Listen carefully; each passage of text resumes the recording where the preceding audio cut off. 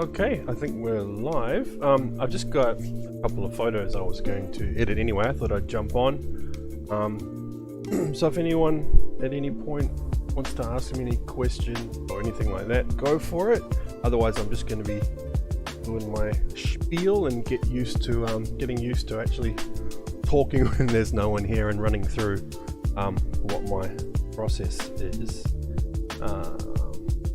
Just got to set this up. So today I'm going to be editing on here the lovely Katerina.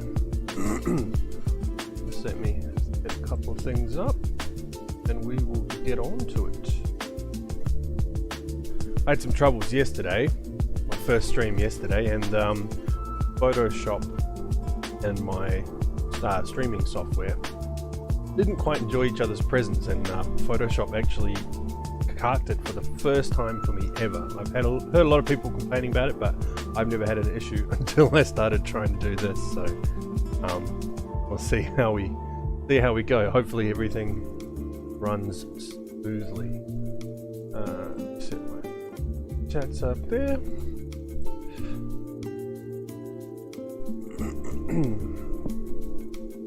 Okay, so we're starting here. We've got a slightly yellow image. So first thing I'm going to do is duplicate our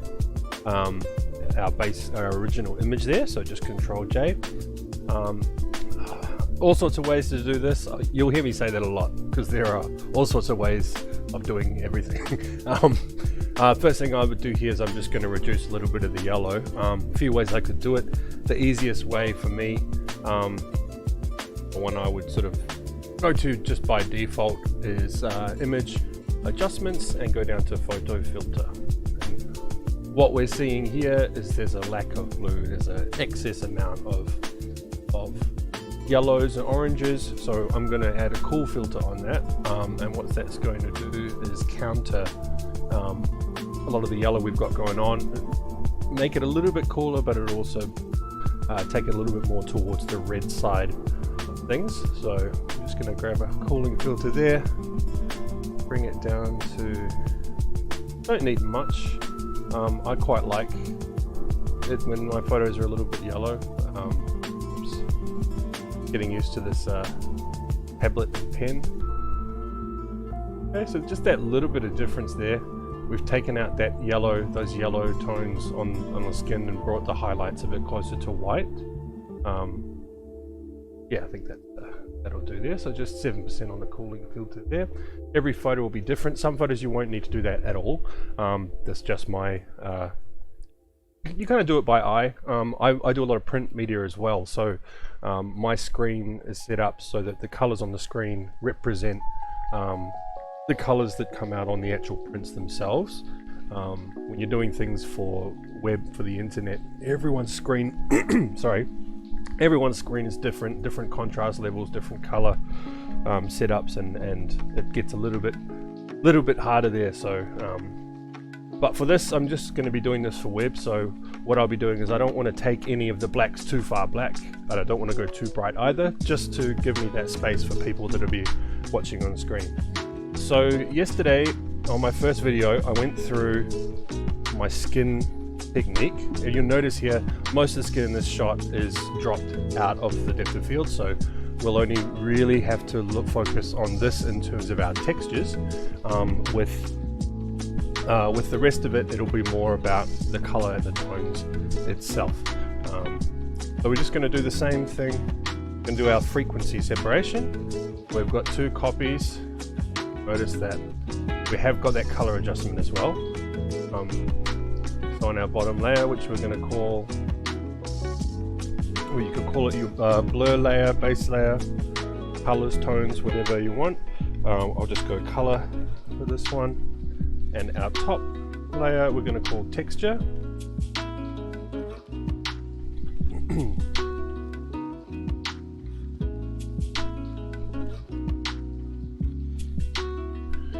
Okay, on our color layer, what we want to do is add a blur.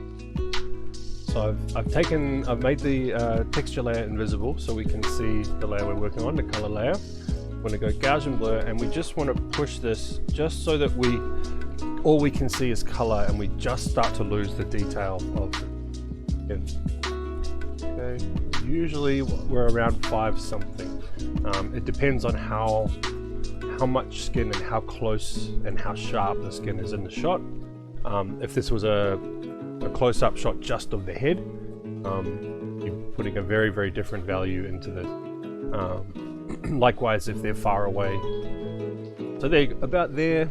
We just dropped off and lost the detail, and that's what we want. So we're gonna go with that. And then we'll bump over to our texture layer here, and we're just gonna apply that image to the layer below. So I'll go image, apply image. Okay, we're gonna select the layer that we want it to affect, which is our blurred layer underneath. We want to change our blending mode to subtract, and this brings us or leaves us with our texture, all the sharp bits on the shot, and it makes it easier for us to edit little bits of the skin without affecting or pulling color from the wrong place, and we can just focus on replacing texture. And with the other layer we can focus on just dealing with the color and the tones. And all that's left there now is for us to add a blending mode, the light. Now these two now should, when they're together, be exactly the same, other than the color change that we did, as the image underneath. Okay, so now we can go in and start editing. So we'll look at the color first, and we just want to look for any little differences, spots, color anomalies that sort of stand out. So if we move, I'm just holding down space at the moment and moving the screen around, you can see just little blotches and patches like that. A nice quick way to do this, we can just take the lasso tool. Now, this is where Photoshop decided to go to sleep yesterday. Now I've just added a feather to the selection, 20 pixels, and then we can apply another blur to this. Now I like to do this one in steps. So instead of going all the way to where you want to and it just becomes completely flat, if we just do it in small increments and just apply that same value top a couple of until it gets to where we want it to. Okay, so that, and Control Shift, oops, Control Alt F. That changed, it didn't used to be like that. Yeah, Control Alt F just to redo that filter 3 times. Now we've smoothed that out just a little. Then we can go in. Now you can see a little bit of a hard line there where it's reached the edge of the selection. That's where we can just go in and manually clean it up a little. The healing, I'm just going to use the patch tool here. So this just takes the area that you select, then you find a source to put over the top of it, and Photoshop will blend it in and try and smooth it and make it all match nicely. Okay, so we've got a little bit of dark bit here. I think that's the baby hairs looking at it. Yeah. Bit of a spot there. We're just trying to smooth these colors out underneath. So what we don't want to do, and the reason that we're doing this frequency separation, is we don't want to turn the skin into porcelain. With the shot the way that it is, most of it already is very, very soft. We want to make sure there's some emphasis just so we can see where our focal point is. Ideally, when I shot this, I probably should have gone, I should have focused ever so maybe a centimeter or two further in, just so the eyelashes themselves were in focus. But often we get a bit into the shoot and don't don't notice things like that until afterwards, unfortunately.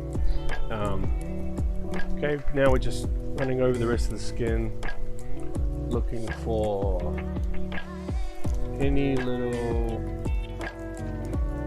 bits that don't belong. Okay, now hopefully you've noticed the red area that we've got there on the leg. So a little bit here on the knee, and a little bit on the side of the leg there.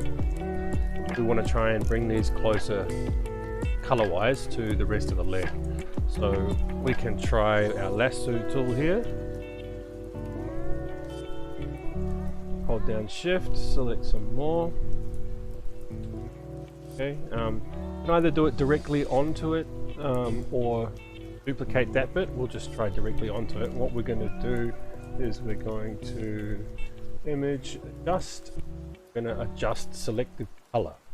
So we can choose to find the reds in this instance, because that's what we're trying to get rid of, and we can remove some red from the red pixels.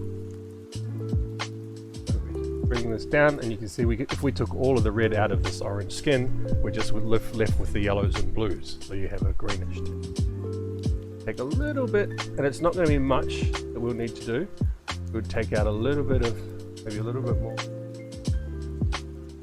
Getting used to this skin. About maybe 8%.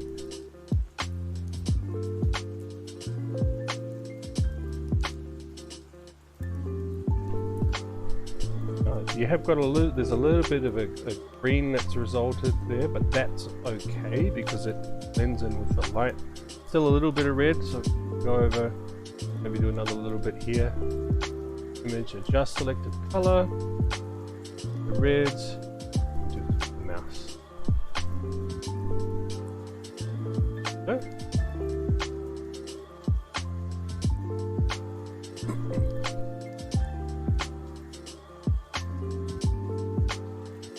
Okay. Gone from that to that. This is before, after, just fixing up that red spot on the leg. Chances are that was just some leaning. She was just leaning against it. She was kneeling before this on the bed, so just a bit of pressure has created that. Okay, we're going to go in and have a look at our texture layer now.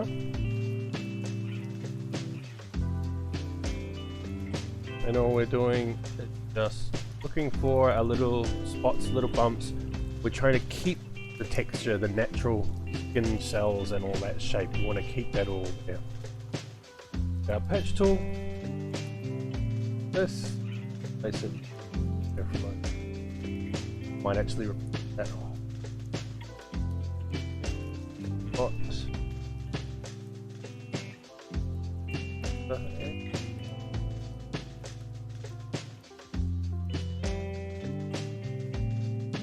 Just so we can get the hair in the right place. Not quite the same angle, but you always have to keep in mind how close you've gone in, because that hair, even if it was sort of going this way, once we've zoomed out to here, you're not going to notice it. So, and we can do this with this bit on. If you want, just sometimes I find it's easier to look at just the texture layer.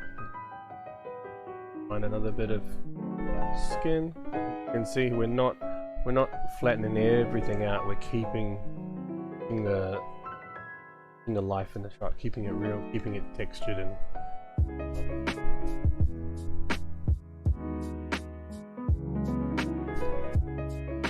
cleaning up a little.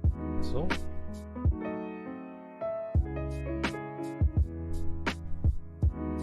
And I'm just doing this web, so I wouldn't normally edit like this unless it was something that was going larger or was getting printed or anything like that, but I thought I might as well add some use to do some more streaming. Okay, so that's a real quick one there in terms of the frequency separation and the skin edits. I don't mind the wrinkles and the lines. For me, I spend a little bit more time on sort of intricate editing, but I don't edit a lot of the things that other people would. I don't like to change shape of things much if I can avoid it. Perhaps sometimes if there's an area where a part of a piece of clothing is pushing skin a certain way, then I'll pull those in just to make it look nicer. But I, in general, wouldn't change shapes on people at all. Okay, now we just want to make this pop a little bit more. We're going to do a bit of a dodge and burn. Here to our dodge and burn tools. Yeah, we're already on the dodge. So our midtones, I put my exposure to 5% because I like to do this slowly. If you work too aggressive, this can really affect your colors. If I put this up to 50% so we can see what it actually does, what it's doing is it's ignoring the highlights and ignoring the shadows, but these midtones here, it's going to start darkening those. Oh, sorry, I'm on the dodge tool. One burn. Pretend like I know what I'm doing. Okay, so now you can see we've got this on very aggressive, and it's actually adding blacks and blues into it. Whereas if we work on 5%, we can slowly go again and again to get it to the darkness that we want. It just means you have a little bit more control that way. I like to have the eyes darker, so just do a couple of runs over there.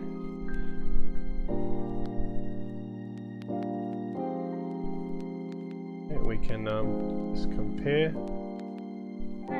We've made these just that little bit darker. This is a nice quick edit, this one, so trying to actually keep things low so the video lasts a bit long. Okay, we're just looking for any little shadows. We want to make sure we've got the head nicely separated from the rest of the body. And we're trying to add more dimension to the shots as well. So when as we're burning these darkening parts, we're pulling them backwards, taking them further away from us. And then when we come through with the second, the dodge tool, we'll be pulling things towards us. So it makes everything a little bit more three-dimensional, adds a little bit of depth. So I'm just following the existing lines and shadows that we have ready.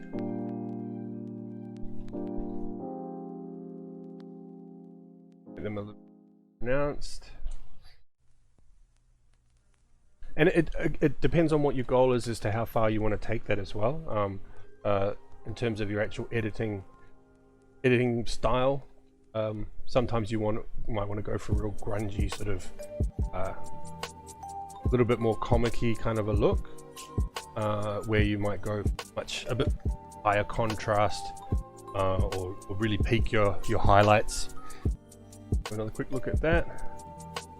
Okay, so we've just dropped the dark down a little bit. We don't want to go too far because it is already quite a bit of contrast on the skin. Go to our dodge tool now, take that back to 5%, so just 0.5 on the numpad.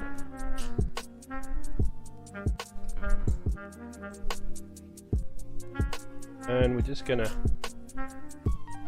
lighten up the highlights a bit more.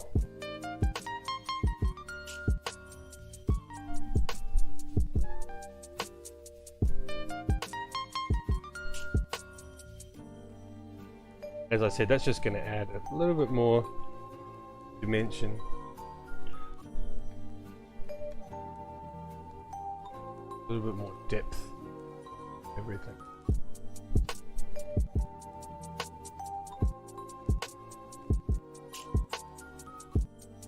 Through there.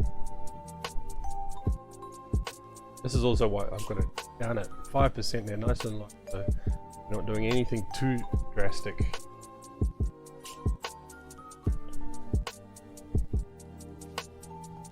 Okay. Okay, so brighten a couple of parts, darken a couple of parts.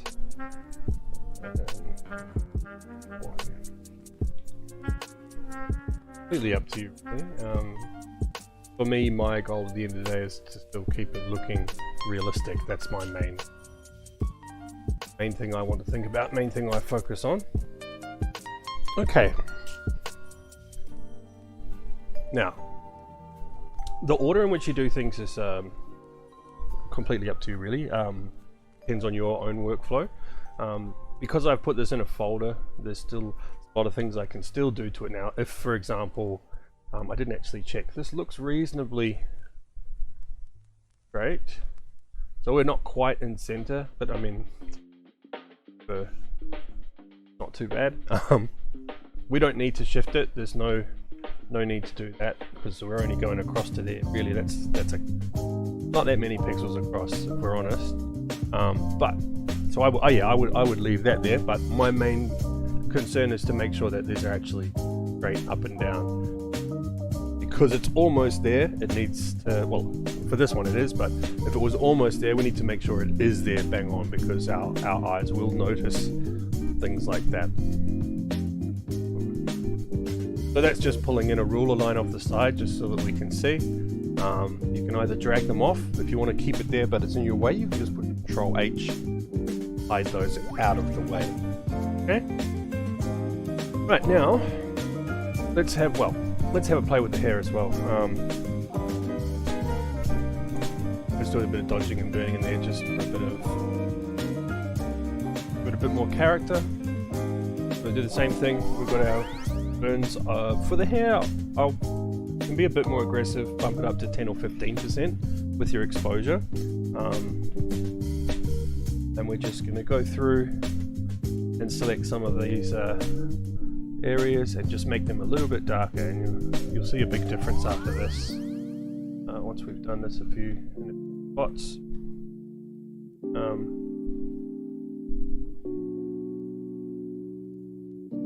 I'm just looking at all the slightly darker spots and just making them that little bit darker, making them look a little bit deeper and separating it from those brighter colors that are in there.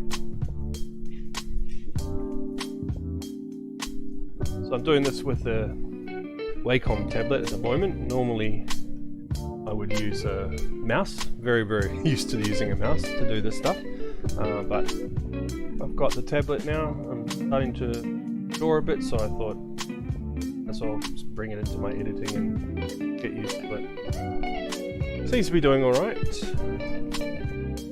Okay, and then we can go across and do the same thing on our dodging. Brightening up highlights that we have in there. Couple runs over. You don't want to colour the whole thing. We're just trying to find a few bits here to pick.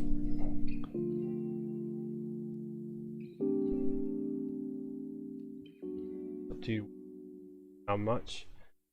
Some of these we could make a lot brighter if we want. But you know, sometimes if you go too far, strange. Might bump this up to 20. As we come into the lighter areas, it'll make a difference.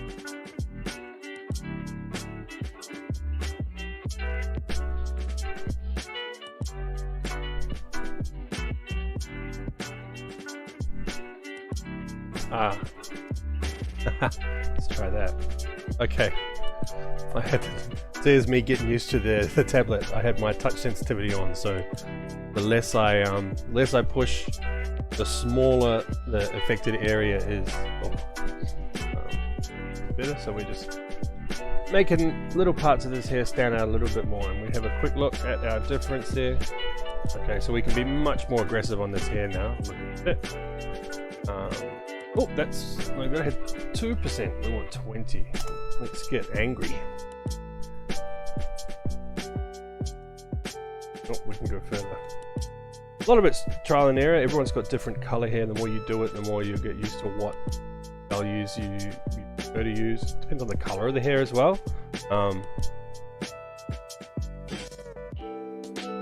And this is not something that's important. You're just trying to make it a little bit more dynamic, help things pop a little.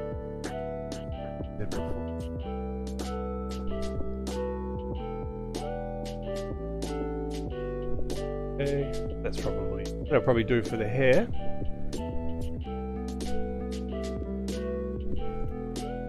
So nice easy edit for this. We've still got a little bit more to do.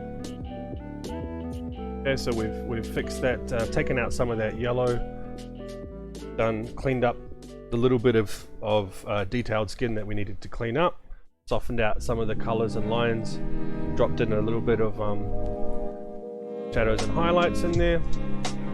Now, what I like to do, so take this base color, and we're going to duplicate our color layer twice. So Control J.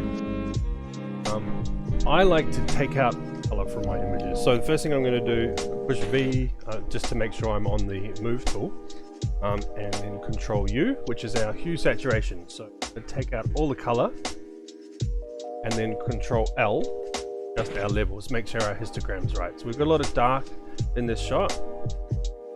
We might make our whites a little bit closer to white. Okay, so this is the histogram.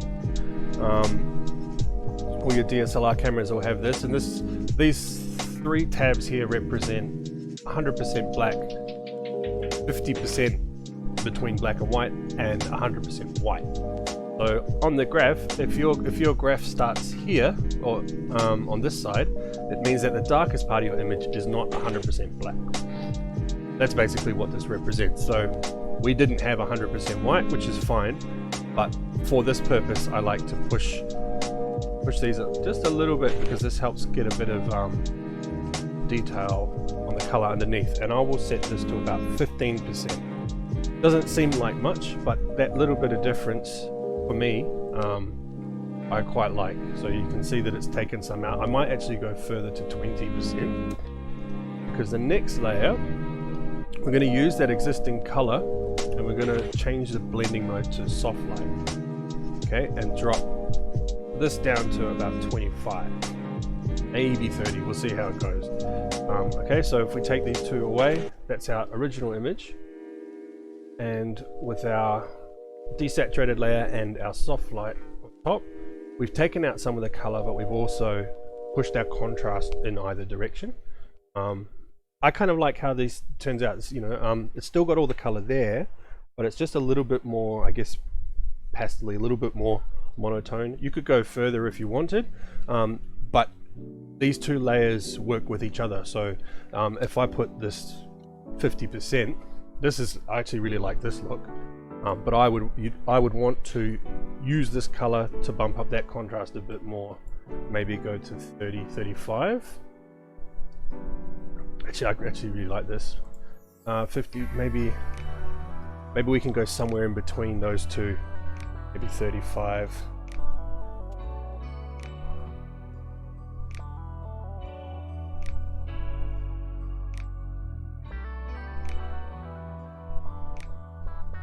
How's that looking?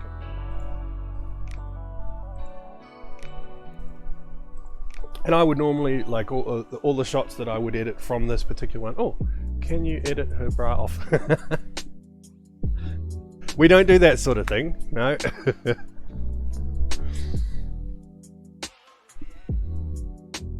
I didn't realize we had people on. I was too into what I was doing.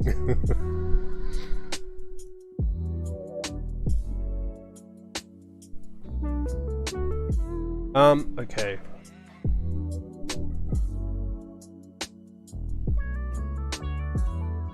Yeah, I think that's...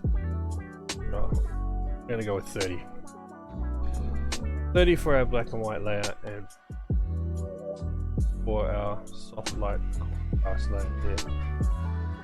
Okay, so that's looking... yes, I did take this picture, Kiwi Poker.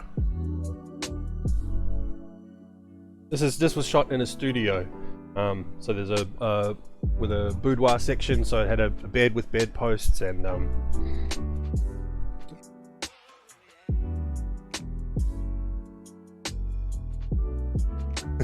it is a good job. It's not. I live in Perth in Australia, so over here we have to do things a bit more professional than the cliche. It's not all about the women in that sense. We have to be professional and everything. It's the kind of place which works for me. It's the kind of place where if you do anything wrong, everyone else knows about it because everybody knows everybody here. But it's good that way. It means I've got a lot of repeat clients that would rather work with me than anyone else just because of the trust element. It's a lot of fun. Definitely is a lot of fun. Had a few that invite me to birthdays every now and then because they'll have a birthday party just with all their chick friends, and it'll be like a Playboy themed dress up party or something like that. And it's one of those things. It's nice to have people trust you, and it's good to know that they understand that there's nothing dodgy going on.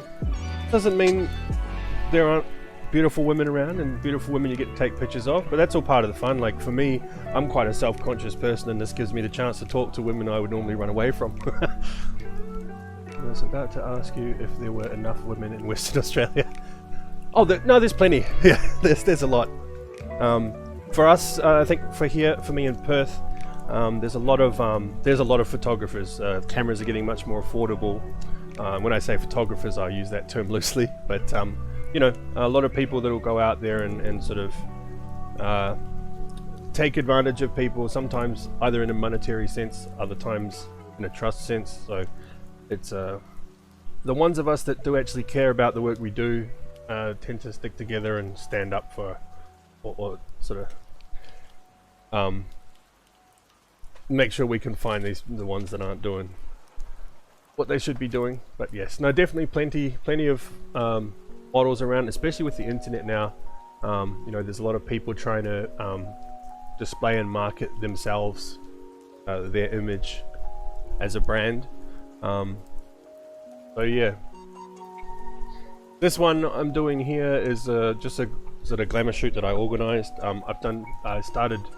Did fashion earlier on in the beginning, and that's a very different style and purpose, and a very different type of models that you work with as well. But yeah, lots of options, and I think anywhere you go really, it's the biggest thing is a matter of finding people that are interested. Every so often something will happen and people will have a bad opinion about photographers or the industry. I remember it used to be okay back when MySpace was a thing. That's where I used to get a lot of my work from, is just chatting to people on MySpace and telling them what I did, showing them some of my photos and seeing if they were interested in doing a shoot. And then all of a sudden people started turning their nose up to that, and it would be like, what? That's like just thinking that I was being seedy and trying to stalk them on Facebook on MySpace or something. So what are we doing? Okay, we're good here. Now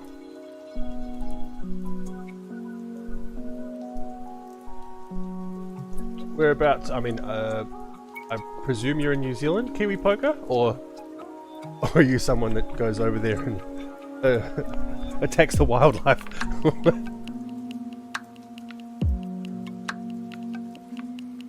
Argentina. Oh, cool.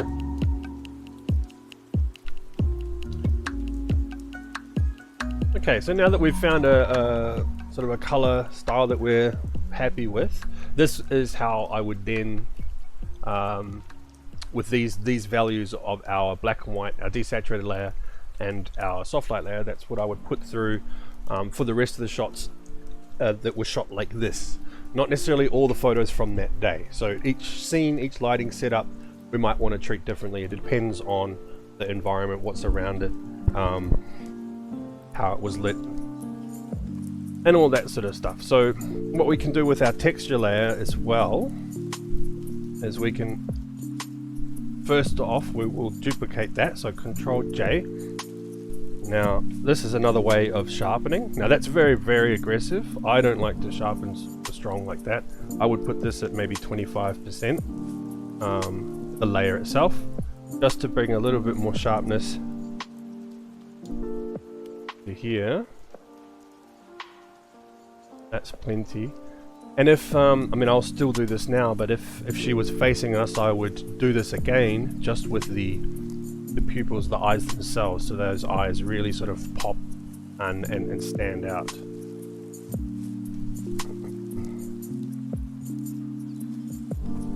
So, Kiwi Poker, you get into photography at all, or did you just come here to look at boobs? I mean, I'll be honest, that's why I decided to do this picture today. I thought that might get some people to come and have a look.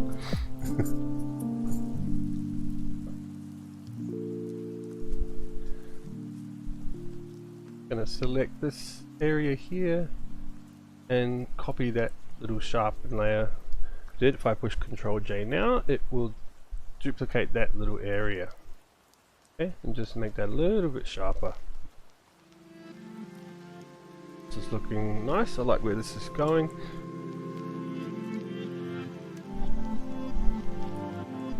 Okay, so the thumbnail worked. That's good.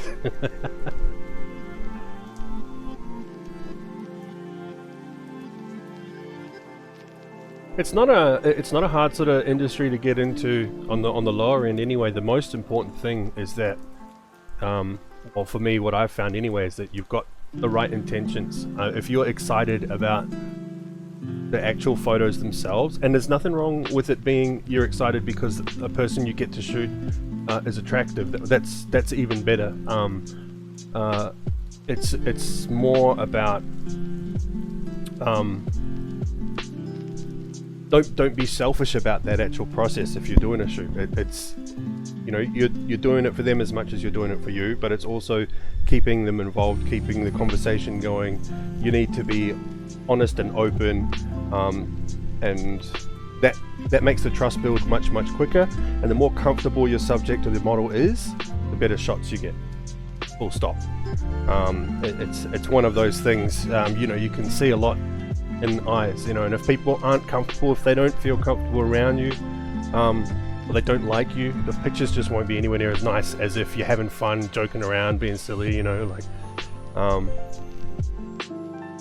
I reckon the photography skill side of it is one of the least important things when you sort of get into doing shoots, no matter what it is, whether it's cars or girls or families or pets or landscapes, a lot of other things to figure out, you know, what it is you want, and slowly spend that time and that experience to build up your photographic skills. We could maybe, let's do a bit of shading around the edges here. Not a full vignette, I'm just going to selectively paint in some darker parts with the brush tool. So just hit B, make sure I've got a nice soft brush, turn that off, and I already know I want to do this layer as a soft light. I don't know yet how strong, but get a nice big brush so that we have a nice smooth transition from the blacks, and I'm just painting this on its own layer. Okay, now that looks strong at the moment, but what we're going to do is decrease its opacity, just so we're focusing in a little bit more. So if I put this at maybe 50%, it's with that shading or without it.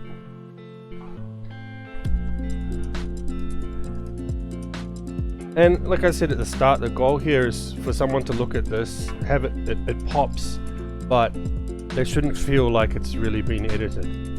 Okay, I'm going to put this inside that group just so we can see the difference. So a nice quick easy edit, color, brightness, shadows. We've fixed a little, cleaned up the skin. We didn't need to because that although the detail's there, it's very, very small in the shot, but we could still clean up a few bits of these. The key thing is keeping the texture, the original texture, so we're just replacing little flaws we see with another area of skin that is similar. Okay, so again, before and after. So I think that went all right. I'll probably, how long have we been going? 40 minutes. I'll probably do another shot. Another shot. I presume we want another bikini shot, do we? Save this one.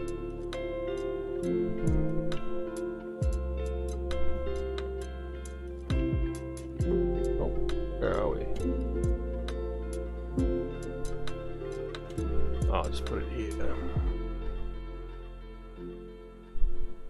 We do. Okay, let's go.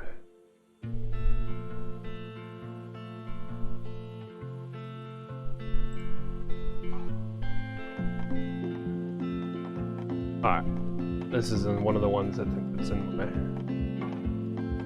Scrolling through the bottom there.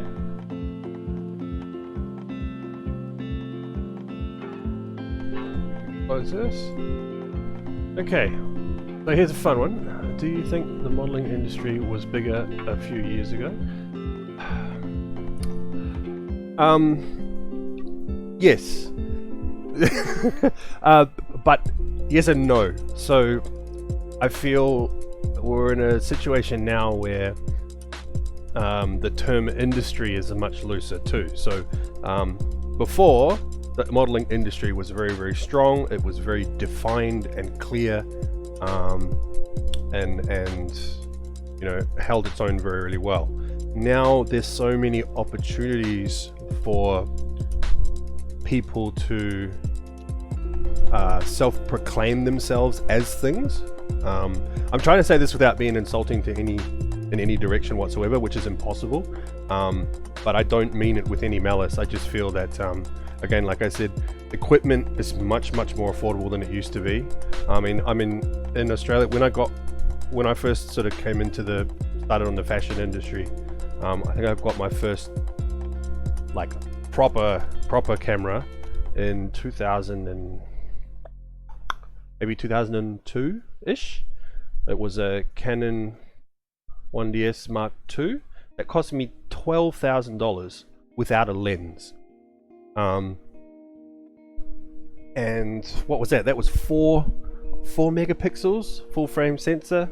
I don't know, that may or may not mean anything to anyone, but nowadays, I mean, your cameras have got so much more times more megapixels.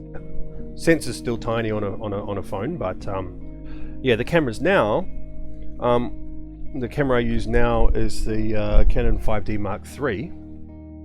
It takes HD video as well, and that thing's three and a half, I think. The new one, the 4 came out, but I'm not interested in that because I've got the Sony Alpha 7 III for doing my video stuff. But yeah, the new Canon, the 4, they built to go more towards video, but they didn't update the card reader or the cards, which is a bit silly. But yeah, what was I saying? Yeah, so I think it's now we're in a world where people can tell you what they are without earning it, if you know what I mean, or just, you know, oh, I have a camera, I'm now a photographer. You couldn't do that before. It used to be you knew I was a photographer because the camera I had in my hand was like 2 bricks taped together, like the you know, big chunky things. Now the cameras are getting smaller. So the Sony Alpha, that's a tiny little thing. I think the body's actually smaller than my phone. Not the longer dimension. Like that bit's a bit shorter, but it's taller. But yeah, physically, if you were looking at it from a distance, my phone is bigger than that camera, which is crazy. So now you've got like say I've got all sorts of video equipment that I use for my Canon, because I can do video on that as well. Things get a bit heavy, so I've got the whole body suit with the mechanical arm that comes out to support the camera and help stabilize it. This was from before, when all these gimbals for the GoPros and things came out. And then you go and put this professional camera on that, and you've got a tiny little thing the size of your phone sitting on this humongous arm that's attached to your body. That's, you know, it's all just ludicrous. But I still use that every now and then, because it's that bit of a wow factor for people. You don't get to see that sort of stuff around here much. Sorry, that was probably a really long-winded way of answering your question. But yeah, in terms of models, you know, you jump on Instagram, you get, I don't know however many followers is required, and I think it's different for each individual. But you know, if I was a good-looking dude, you know, as soon as I hit a couple hundred followers that were following me just because of my looks, I'd be like, I am now a model, you know. Exactly. Does. Instagram makes everyone a model. I mean, it's good and bad. It's good in some ways, because there's a lot of people that maybe have now had a chance to get into modeling and things like, and advertising and things like that, promotions and stuff, because of the stuff they've done themselves and posted on Instagram that they wouldn't have normally had the confidence to go out and get someone or pay someone to shoot. And OnlyFans makes everyone.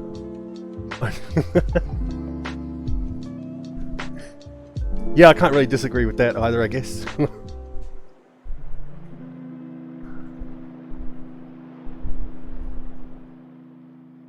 It's kind of it's gone in the direction you kind of expect it to, just with the way the internet and our internet speeds and computers are getting quicker and faster and all that. So that's where all the business seems to be happening. Oh, I might as well do something with this image, I guess. Okay, so got a nice one here, not quite so yellow. So there's a couple things. I'm going to be rude and draw all over this picture. So we're gonna, we'll do it red. I'll only do a little bit on this one. Maybe we'll look at the parts I hadn't, things I didn't have to deal with in the other shot. Before people had to buy a magazine. Yeah. And I think I missed that aspect, that magazine aspect. I mean, I know they're still around, but you completely forget about them now. You know, car stuff, I'll still go and buy a car magazine every now and then. It's just like, you know, nice to have something malleable, something you can hold in your hands. But yeah, like all the FHMs and Ralph and Maxim, those sorts of things. They were, I've done work for those before. For those scenarios, you go and do your own shoots, and you submit them. It's similar to fashion.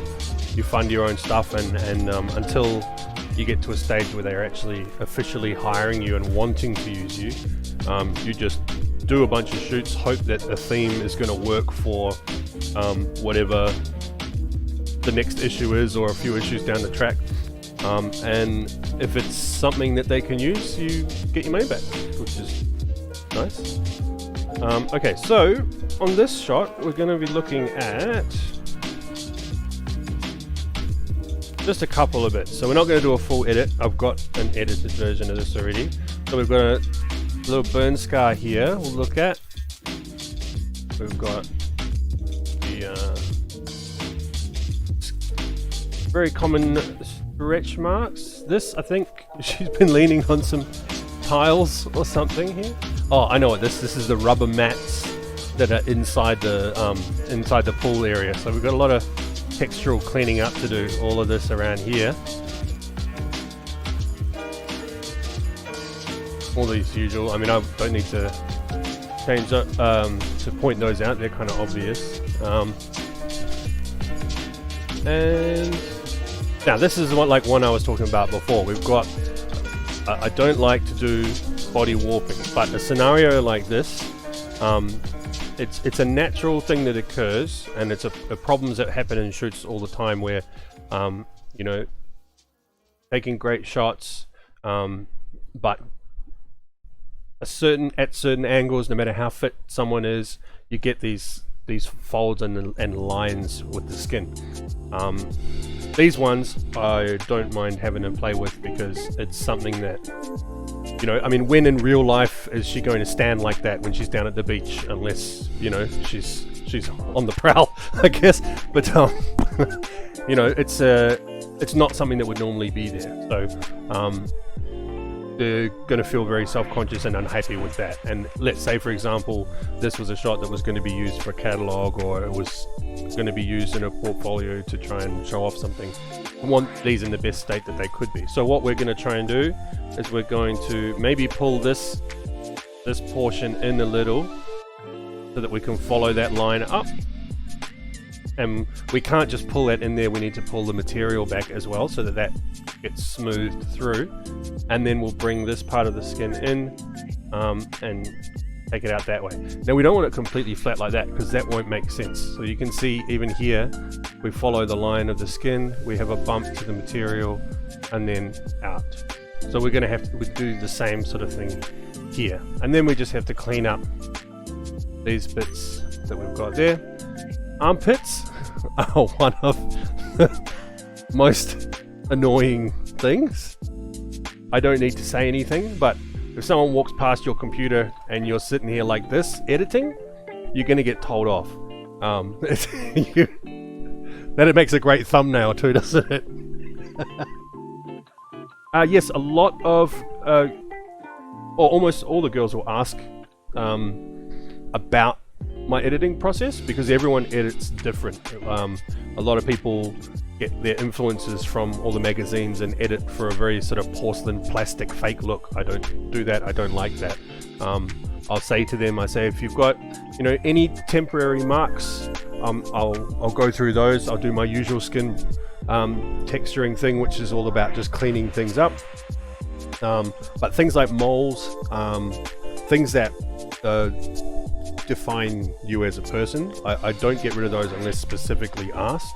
And it depends on what it is, because you'll find the way our brains store information and recognize faces, if you take someone you know and then you remove all of the shadow under the eyes, suddenly they look like a completely different person and it doesn't make sense. And these days too, you know, people are loving the whole freckles as a statement. It's I think as well, you know, you always want to be respectful. So if I came in here without having a conversation with the model and just went through and decreased the waist size, stuck out the butt, increased the breasts, it'd just be rude. Then they get the picture back and go, I look nothing like that. What are you trying to say? Like, so yeah, I mean,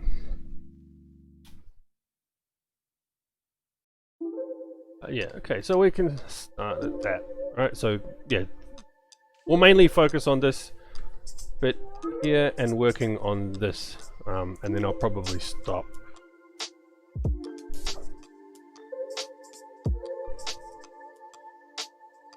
Okay, so again, we're quickly going to Control J twice, get our layers. I'll name these again, just so you know what's going on. This is our color layer and our texture layer. Okay, so make sure we find, oops, that's not what I wanted to do. Face is always the most important part. Want to make sure we can see the face and put our blur on there. Gaussian blur around 5 something. So just so that we're pushing past and we can't see detail anymore. Now, because this shot's a lot further away than the last one, we're probably good at around 3, 8, 4. Yeah, 4 is fine. In the last shot we went all the way up to 5 something because we were much closer to the face. Sorry, not in that shot. Yes, in that shot. Although we couldn't see the eyes, the forehead had a lot of detail and it was took up a large portion of the shot itself. So this one doesn't need as much blur. And then we go back over to our texture layer. We want to apply that. So image, apply image, or it's applying to the color. On subtract, leave these values as they are, and we're left with our details. So I would leave, I would leave the moles. Those, I think, for me, moles are great. Moles and freckles are awesome. Fun little challenge to edit around them as well. But these ones are fine. She's got great skin. And then we change our blending mode to linear light.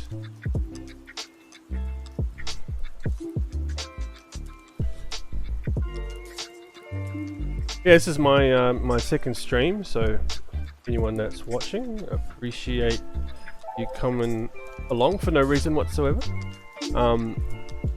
My goal with this, or what I would love to be able to do, is to actually set up and sort myself out a portable streaming kit that's a bit better than just a phone, and I want to actually go and have you guys give suggestions and themes for shoots, and then I can go out and actually stream the shoot itself.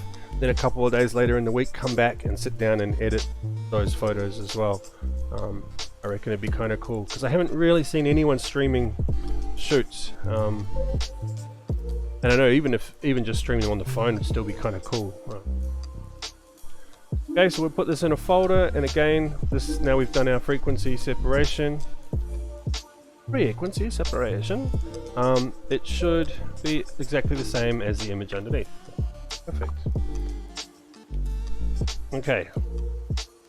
Same as before, we'll work on our color layer. We'll just use our patch tool, which we J on the keypad to get that. And we're just looking at the colors and sampling from a similar area to cover up the color differences that we can get. You could use that, or you could use the actual heal brush itself. I don't like to use the spot healing brush, the automatic one. It's great. Sometimes it works really well, and all you have to do is click over the bits and it will figure it out itself. But depending on the quality and what you're doing with the image, there's a high sort of level of detail that can happen. I'm watching on 720p, but the picture... Oh, good. Glad. I realize the downside when I'm editing this, the photo looks blurry. It's just because I haven't got the texture on top. But hopefully I'm not rambling too much. I just thought I really want to try and make these streams... I loosely say educational, like I do this stuff all the time. I usually do it real quick and don't think about it, but I'm very much on the side of sharing information. I don't think I do things the right way or the best way. I know people edit differently and and shoot differently, but when nobody shares any information, nobody can get any better. Yeah. I mean, a lot of the stuff I do as well is still old methods. I know there's a lot of programs, software, and extensions that will actually do a lot of these things for you. I don't trust the skin ones. I prefer to do it myself. Same with the photos. Like my background is I started with film before digital came along, and converting to digital was just so difficult mentally. I'm like, oops, I'm not even on a layer. Yeah, so difficult to jump on to digital and to actually appreciate it, because here's me with my rolls of 24 pictures on each roll, valuing every shot I take, because I know if I muck it up, that's one less photo I can take. How many more rolls have I got in my pocket or in my bag? And then someone comes along with this fancy new camera and just close their eyes, point and click 1,000 photos, bound to get one good one. And at the end of the day, the one good one's the only one that matters, so at some point you've got to make that jump. The same happened when all this editing software came in. I've got that mentality of editing in a real world sense with projectors and making my own little stencils to cut out light while I'm projecting on my negatives onto the paper. A bit of a bruise there. You can see as we're doing this, we're keeping this texture, we're not flattening it out, because this mottled texture in the skin, that's what we have, that's what we look like. If we clean this out and made this real smooth colors, it would just look too fake, for my liking anyway. Yeah, with all the oh, I forgot what I was saying now. That's me. I get distracted easily. Oh yeah, getting used to the technology changes and things like that. It's yeah, difficult. Sometimes difficult to make that jump and accept that there are other ways. So some of them I realize they'll save a lot of time, but for me, I don't. I love shooting. It's hobby, passion, work, you know, all of those, which has made it difficult over the years to actually turn it into a money-making thing, because how do you, like, it took me so long to switch the mindset and actually be able to charge someone money for something I want to do, enjoy doing, and gain immense amounts of happiness from, you know. It's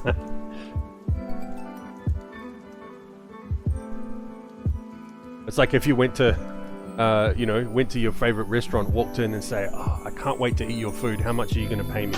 Like, I mean, that works when you're famous maybe, but we'll get there one day.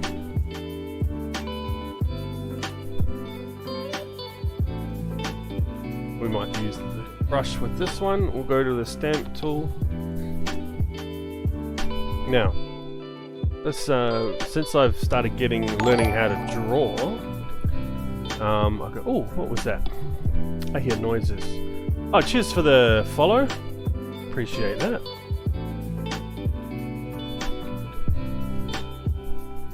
I'll yeah, see you later. Thanks.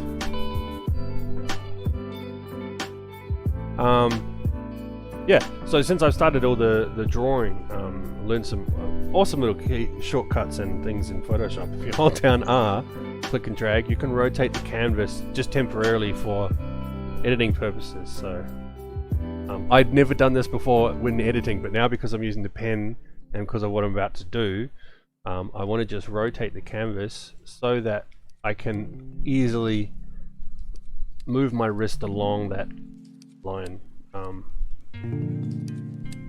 Okay, so we just want to clean this up a little bit. Again, we're looking at the blurred layer, so what we can see now is just the texture. The color we're cleaning up, we're getting rid of these highlights, and then we can come over the texture and remove these. So these aren't actually color, this is our detail layer. Okay, so we're just using the clone tool with a soft edge at 20% at the moment, and we're just going to take something near there and just come over and try and reduce those obvious, not so obvious now, but those lines, and that should be fine. Jump back to our patch tool with the J key, and just look for any other little anomalies that we're not happy with, because this like that. But in general, like I said, we want to keep those the variations in the skin. It's quite important to keep those.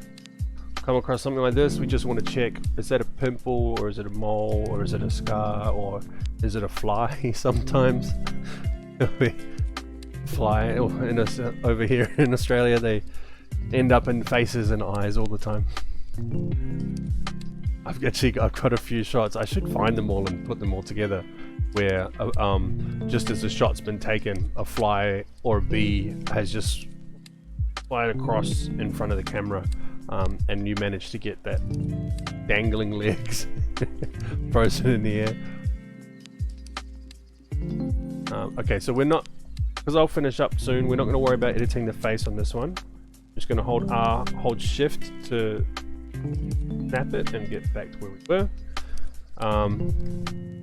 Just focusing on this, and we'll do a quick work on this arm here. So we've got our texture layer, because we've cleaned up the color underneath already. There you go, perfect. Okay, so we're just finding texture now. We've moved to that texture layer. If I take away our color, see now these are the bits that we want to fix. Okay, and take your time.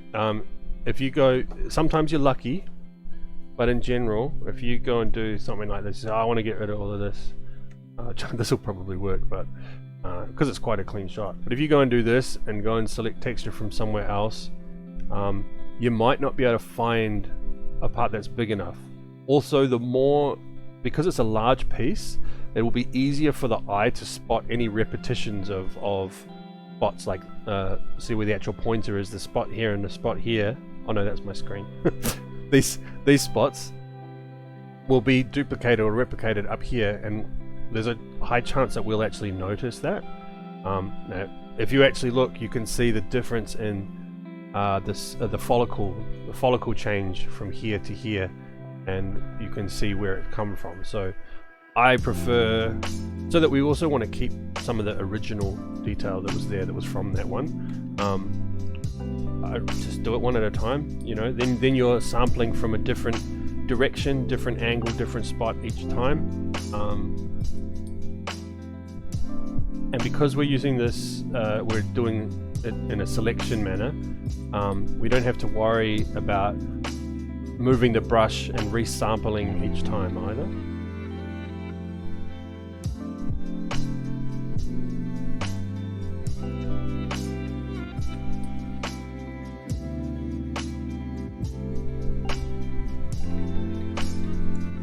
Doing a nice job there.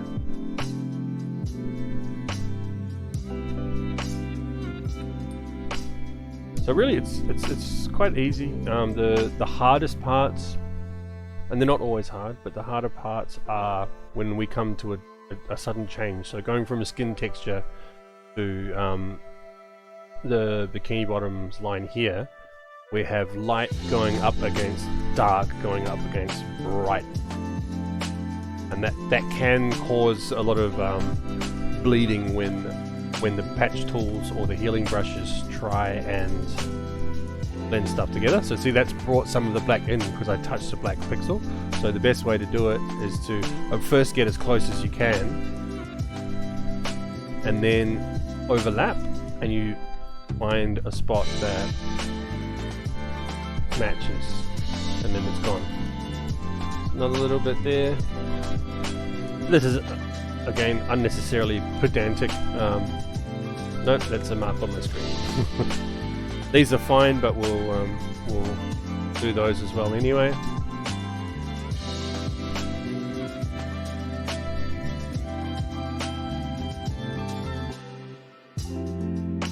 No pixels. Okay, and now we go back again, step out, and we can see these larger kind of.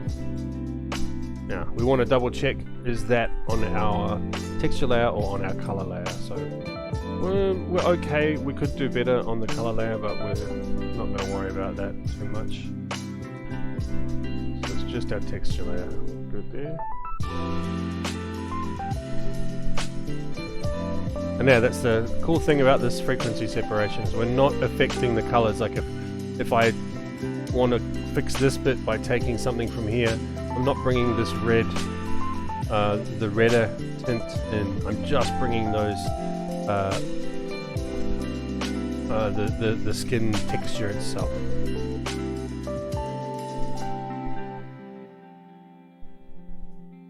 Okay, there's still a lot more we could do there, but been through that already with the other photo. So then what we'll look at now, this area here.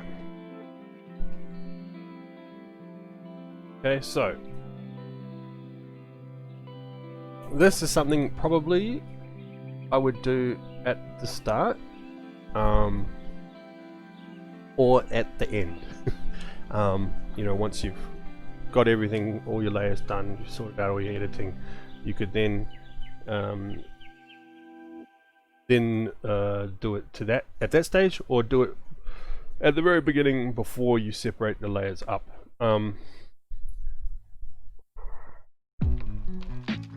So let's just imagine we got all the way through. We've done all our dodging and burning where we want it to be.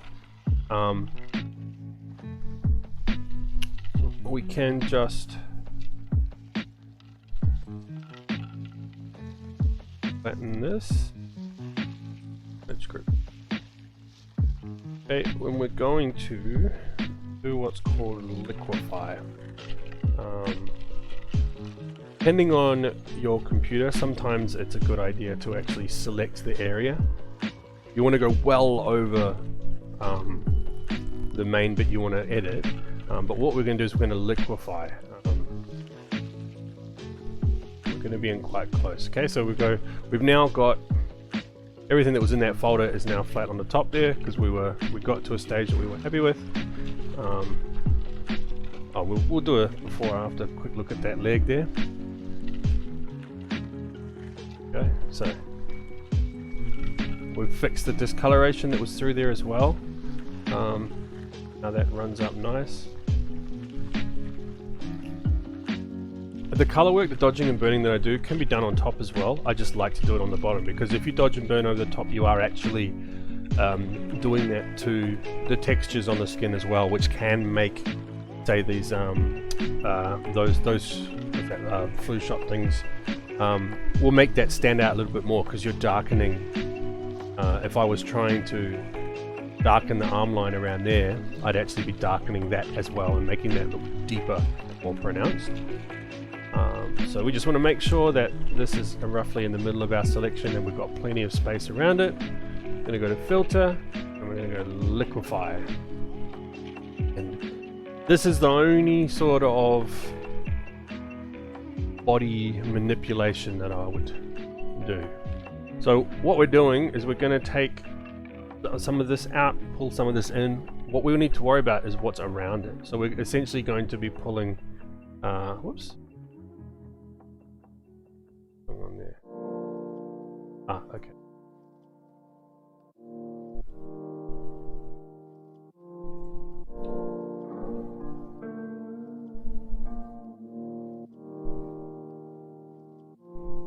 Try that again. The reason it was doing that, I think, is because I have a history on, so that it shows me where something was. I was playing with some animation stuff the last time I used liquefy, I think. That is, we'll have a look up here. Size, density, rate, pressure.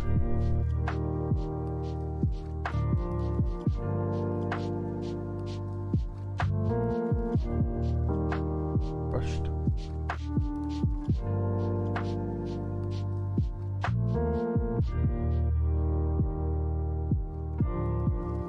I have no idea where it is, but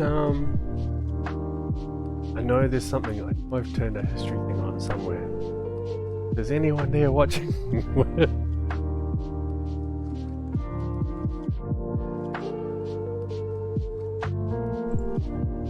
No, it's not mask.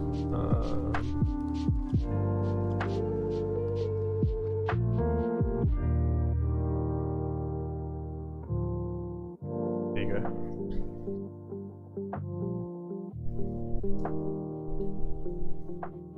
Yeah, so we're going to be essentially pushing and pulling. I'm going to do this with the mouse because I need a different... Okay, so we're going to be doing things like this just to get that shape going. Now the way this works is the bigger the brush, the bigger the area you're sampling, but you're literally dragging it through all the other pixels. That. Take that silver and then it will drag that silver out once that gets past the middle, okay? So we need to keep in mind where the center of this brush is. If I put it right in the middle, it's going to take those center pixel and pull them nice and sharp across. If I'm on the left side of that, it's going to pull the blues in up against that and start squishing it. So you can see that the shaded part becomes smaller and smaller. If I'm on the right side of it, I'm actually stretching it out as opposed to pinching it towards itself. We also have to think about the bits of hair in the background. So we could mask that out, or we could just play with it and see how we go. So instead of pulling this in like that and bending that hair, what we could do is push it up so it's staying in line, so that the hair still makes sense. That's one way we could do it. Or we could select a larger area and pull it slowly, lightly, so that we then create a more natural curve as we go.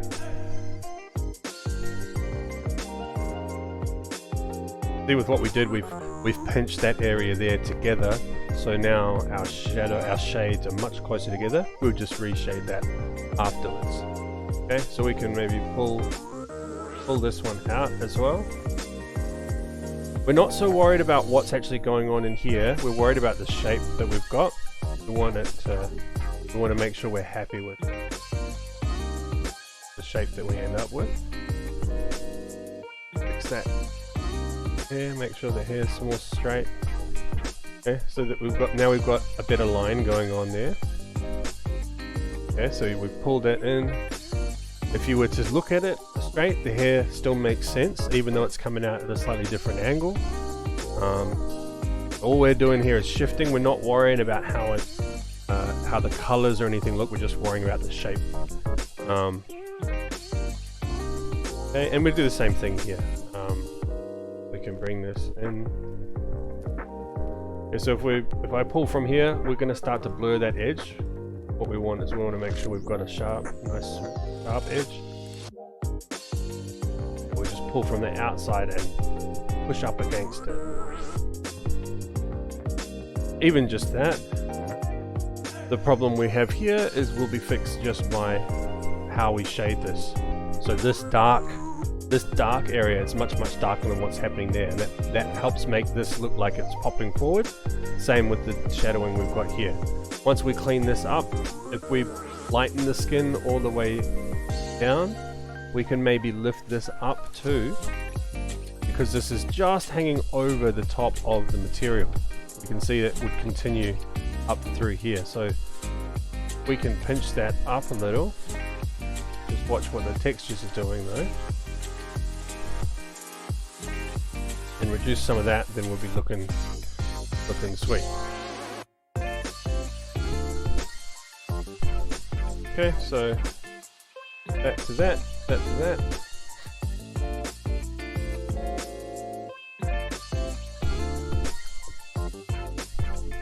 Yeah, so the other reason that you could maybe do this first, we've still got some editing to do on there. It'd be nice if we had our frequency separation going. What we can do is, because we've done that through a filter, as long as we don't use any other filters, we can apply what we just did to the two layers on here. Most of the time that works out okay. It depends on your blur layer itself. So we'll give that a crack. So we're just going to come in with our patch tool. Well, actually, we can just apply this now. See how we go. So Control Alt F on our texture layer. So you can see the textures pulled in, and Control Alt F on the color layer. And what it's done is it's done that liquefy we did to both of these. Where it can become a bit iffy is because we've blurred this, it means our color layer, it means that the sharp lines now are fluffed. So some pixels of that color may now be in a different place. And if we've pulled from the wrong place, we could pull pixels in that we don't want to have pulled in. But we'll work with this. This is just a quick go through. Alright, almost done. We'll just have a quick go fixing this. So we've got our patch tool on the color layer. If we want to see a little bit better, we can just take off our texture layer. Okay, and we're just cleaning this up a little. And we want to do the same down here.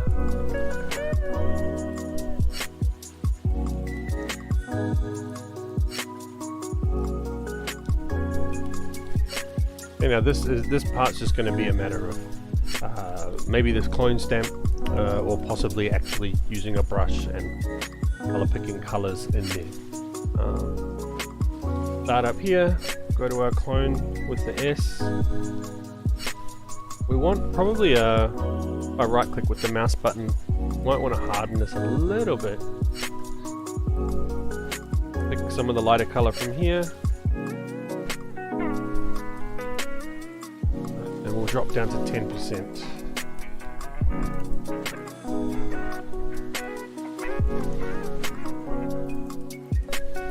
With the mouse.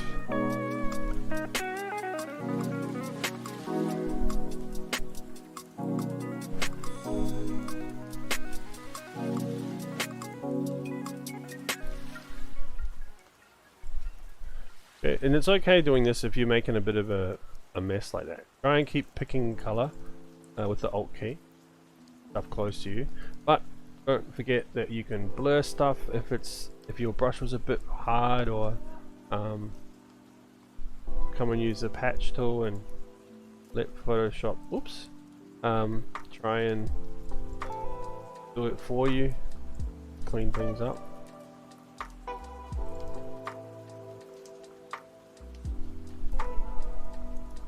There's a bit of light discoloration there, but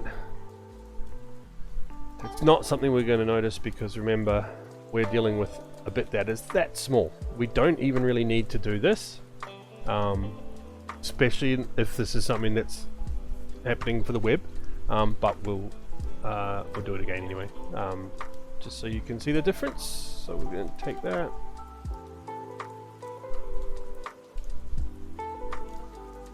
Thing here.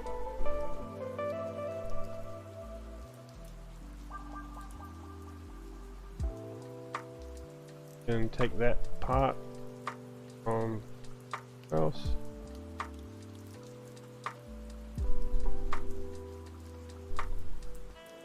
Okay, so we've gone from that to that to that to that. All we need now is to clean up this line here, and then that's plenty good. Because you don't want this perfect anyway. You want that little bit of a bulge. That's what it should be doing. It's just that it's unflattering like this.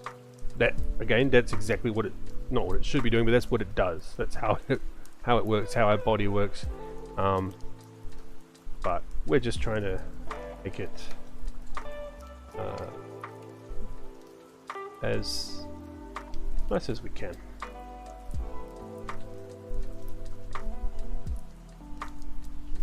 Color layer, back to our stamp tool. Pick from here and just come through. Pick from another spot. Eyes getting close.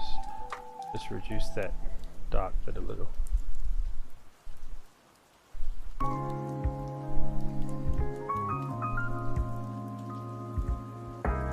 So we're nice and close. We can go back to the patch tool, J. Take this dark area. Grab something light. Oh, that's not.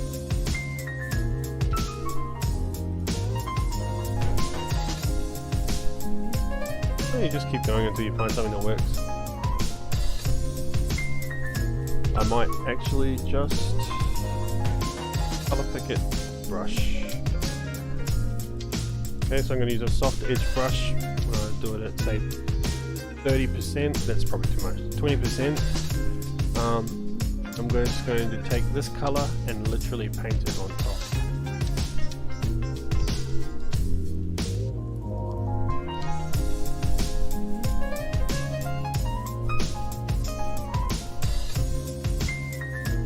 Okay, so we've still got a slightly darker patch there, but it works and it makes sense.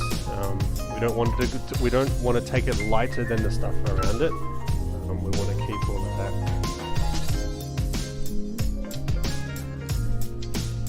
And this is a good one just to show the dodging and burning just quickly. Oh, that's the smoke. Burn first.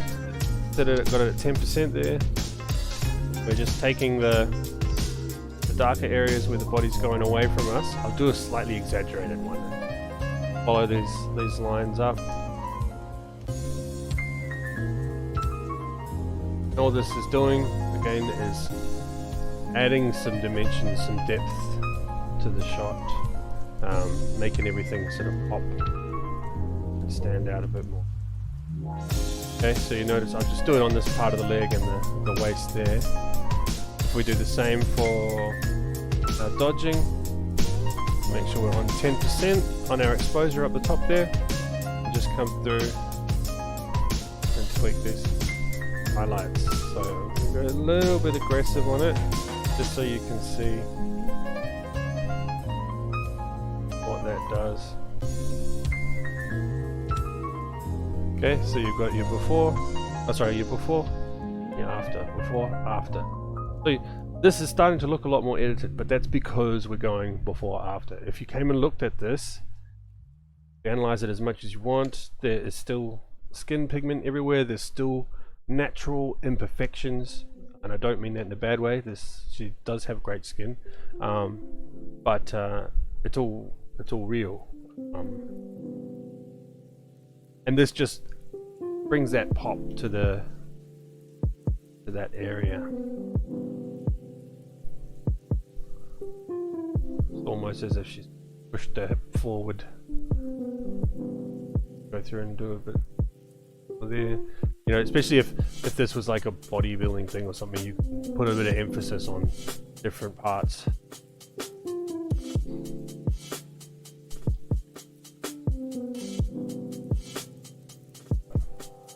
You get the idea. Okay, so that was just so we can see what the point of all of that was. We have before, so we had this, we were looking at,